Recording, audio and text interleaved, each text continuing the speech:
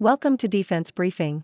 The content of the briefing includes EU-Australia trade deal in balance as endgame talks begin. Israel's last ground invasion of Gaza was in 2014. There are three big differences now.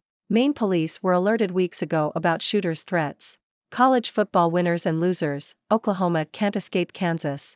Israeli approach to ground war in Gaza aligns with U.S. advice, officials say. EU-Australia trade deal in balance as endgame talks begin. Yahoo! The European Union, EU, and Australia have warned that a failure to agree on a trade deal could delay an agreement by months or even years. The two sides have been working on an agreement for more than 5 years and appear to be on the verge of concluding the deal, but some sticking points remain. Australia is keen to gain better access to the European market for its beef, mutton, and sugar, while the EU wants to see an end to certain geographical locators being used on products. Neither side is convinced a deal will be reached, although optimism remains. Israel's last ground invasion of Gaza was in 2014. There are three big differences now. ABC. The Israeli government has given the go-ahead for a ground invasion of the Gaza Strip, after several days of increasing violence across the region. The Israeli Defense Forces, IDF, have been carrying out airstrikes on Gaza since October 7, following the killing of 4 rabbis in Jerusalem. The conflict has escalated since then, with both sides suffering casualties. The current death toll is thought to be over 1,400, with more than half of those being women and children. The IDF have said that their objective is to wipe Hamas off the face of the earth. However, this may prove to be unrealistic. Maine police were alerted weeks ago about shooters' threats. Yahoo! Police in Maine were warned about Robert Card, the man who carried out the state's worst mass shooting, in September, but were unable to locate him. Sagadahoc County Sheriff Joel Mary said the Army Reserve had alerted his department to threats made by Card after he made threats against his base and fellow soldiers. The sheriff sent an awareness alert to every law enforcement agency in the state after a welfare check to Card's home proved fruitless. Card was found dead on Friday after a 2-day search following the shooting in Lewiston on Wednesday night. Despite the earlier threats, the FBI said Card had not been on its radar. College football winners and losers, Oklahoma can't escape Kansas. Washington Post. Kansas has dealt Oklahoma a 38-33 defeat, ending the Sooners' hope of reaching the college football playoff. The Jayhawks won the game with a touchdown in the final minute of the game. It was the first time the Jayhawks have beaten Oklahoma since 1997 and the first time they have beaten a top 10 team at home since 1984. The Sooners had previously escaped defeat by Texas and Central Florida. The loss is likely to mean that the Big 12 will not be represented in the college football playoff this year. Other winners this week include Southern Methodist, who thrashed Tulsa 69-10, and Maryland, who lost to Illinois and Northwestern, putting their bowl eligibility in doubt. Kansas State and Virginia Tech were also winners. Army lost to Massachusetts, which means that they have a 2-6 record for the first time since 2015. Israeli approach to ground war in Gaza aligns with U.S. advice, officials say. New York Times. Israel's decision to conduct more limited ground incursions into Gaza instead of a full-scale invasion aligns with suggestions made by U.S. Defense Secretary Lloyd J. Austin III to Israeli counterparts, according to American officials. The initial invasion plans alarmed U.S. officials, who expressed concerns about the lack of achievable military objectives and Israel's readiness for a ground invasion. Israel's war planning appears to be a phased operation, with smaller reconnaissance units locating Hamas fighters and identifying vulnerabilities before bringing in the main assault force. The tactic aims to reduce casualties and collateral damage to buildings. Israel recalls diplomats from Turkey in Gaza row. BBC. Israel has recalled its diplomats from Turkey after President Recep Tayyip Erdogan accused Israel of behaving like a war criminal during a pro-Palestinian rally in Istanbul. The Israeli foreign minister ordered diplomats to return in response to Erdogan's comments. Israeli Prime Minister Benjamin Netanyahu defended Israel's actions and said that Israel has the most moral army in the world.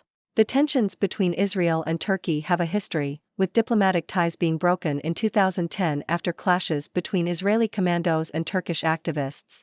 Relations were restored in 2016 but were strained again in 2018. Turkey does not consider Hamas a terrorist organization and has long hosted its members. Israel warns of long war as invasion of Gaza Strip begins. Yahoo! Israel has announced the second stage of its war against Hamas, launching a ground invasion of the Gaza Strip. Prime Minister Benjamin Netanyahu warned that the invasion will be long and difficult as the risks of a broader Middle East conflict rise. U.S. President Joe Biden has already dispatched 2 aircraft carriers to the region and put thousands of troops on alert. Turkey and Saudi Arabia have called for an immediate ceasefire. Most Palestinians in Gaza are cut off from the world. Those who connect talk of horror, hopelessness. Associated Press. Cellular and internet service have been cut off in the Gaza Strip following intense Israeli bombardment. The blackout has made it difficult for Palestinians to get news out of the besieged area, with only a few managing to connect with the outside world. Many Palestinians had been using social media to share their experiences, but now even that is no longer possible. The blackout has exacerbated the humanitarian crisis in Gaza, with health services being particularly affected. International aid organizations have expressed concern for the safety of their staff in the enclave. Ceasefire, truce, armistice, what's the difference? Deutsche Welle. The United Nations, UN, has different methods of suggesting actions to be taken during times of conflict, including truces, ceasefires, and cessations of hostilities. While calls made by the UN General Assembly are not legally binding, they do reflect the general will of member states. A truce is a halt in fighting and is not binding, while a cessation of hostilities indicates a suspension of fighting and can lead to peace negotiations. A ceasefire is generally meant to be binding and is expected to last longer, while an armistice signifies the formal end of a war but is not a peace agreement. Lynch Adams rushes for 234 yards, 3 TDs, and UMass beats Army 21-14 to end 7-game losing streak. Associated Press. UMass defeated Army 21-14 in a college football game on Saturday to end their 7-game losing streak. UMass running back Kayron Lynch Adams had a career-high 234 rushing yards and 3 touchdowns. The victory was UMass' first win over Army, who had won the previous 5 meetings. Army will face Air Force next Saturday. Ladies and gentlemen, I am Dr. Six, your resident observer from 6 Degrees.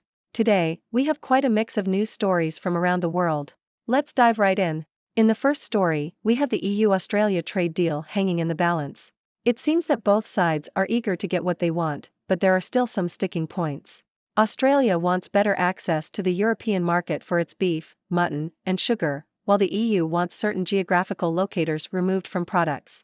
Will they reach an agreement? Only time will tell, but I'm cautiously optimistic.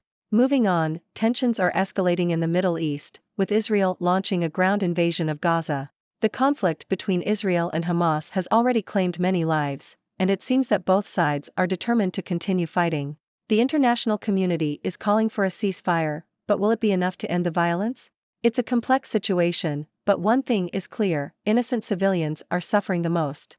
Closer to home, we have a tragic incident in Maine.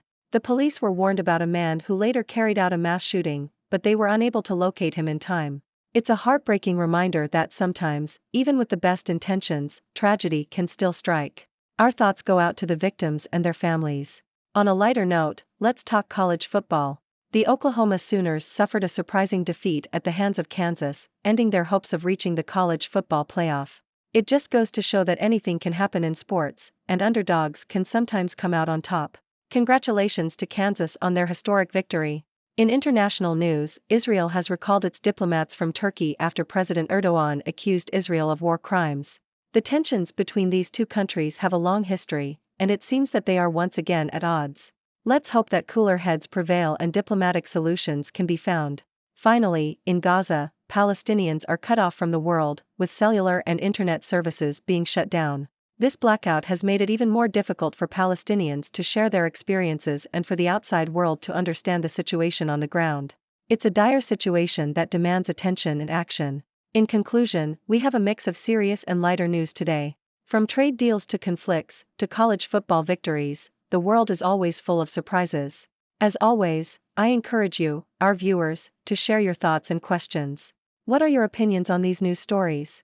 Let's have a lively discussion. Thank you for tuning in. The content above showcases the latest briefing reports and analytical synopses, thoughtfully curated by the 6Do team. These insights stem from a wide array of reputable media outlets, think tanks, government sources, and specialized experts worldwide. We encourage you to explore these sources for a comprehensive perspective. Keep in mind that while the content may not always align with the official standpoint of 6Do Brief, it's not meant to be taken as absolute directives for decision-making. Comprising seasoned media professionals, learned scholars, and accomplished scientists, the 6Do team embodies a trailblazing, fully independent media entity. To customize 6Do Brief to meet your professional needs, you have the option to subscribe to a diverse array of briefings on our website, 6dobrief.com. Regardless of your location, you can conveniently receive 6Do Brief via email.